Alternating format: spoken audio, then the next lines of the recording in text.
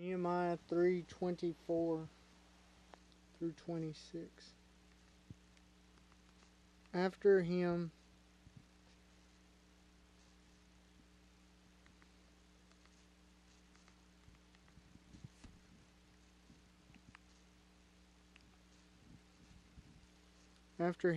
Benaiah son of Henadad repaired another portion from the house of Ezra to the turning of the wall into the corner. So he's repairing this other guy's house, area in front of his house. He isn't asking why this guy isn't taking part in building a temple. He sees a part, he takes part and does his part to build.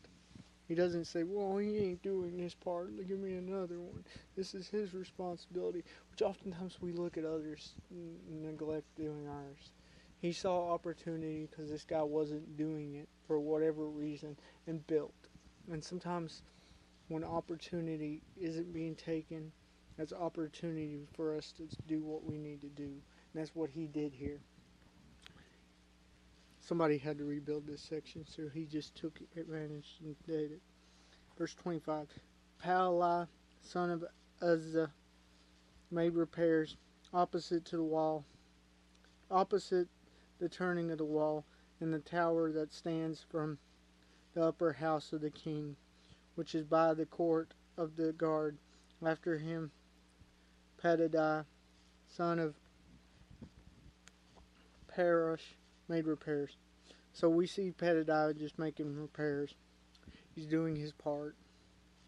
We each have to do our part. Sometimes it ain't specified what we're doing.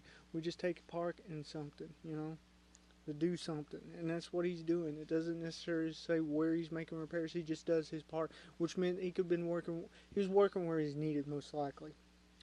And it may have not just been one area, because it don't state one area. So first off, we'll go back to Palai, son of... So he's working in front of the king's house. This may have been where the kings were, kings of Judah. This may be where the king reigns when he comes in Jerusalem. It ain't actually detailed of who. But most likely it's the outside king where he comes in to Jerusalem and stays because of the guards. So he's making attempts to do this right in front of where the guards were. So if anybody had problem with this, and he would be the first to face it. He'd be on the front line type thing for building this temple. But also he would be protected by the guards as long as they did what they were supposed to and backed the king. And as Christians representing our king, we're on the front lines. Those who agree with the gospel oftentimes are there to favor us, even though sometimes they're not. And those who ain't, we bite off the head of we get attacked because of who we stand for. Verse 26. Now the Nethian lived in Opal, to the place over against the water gate towards the east. The water gate would have went to the temple, because they would have purified and went through that way. And the tower that stands out. So this is part going to the temple, which is a very significant gate. This is the gate they would all most likely would all pass through.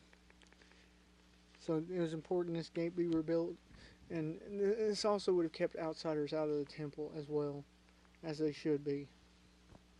But through Jesus, we're all welcome in the fellowship with God. It ain't just the Jews anymore. And it really wasn't ever to begin with. They just had to accept the faith and practice the faith as it was, which showed, because we see Ruth the Moabitess coming to Jewish faith. We see this happening. But they had to submit to their way and be accepted in, because it's a community thing.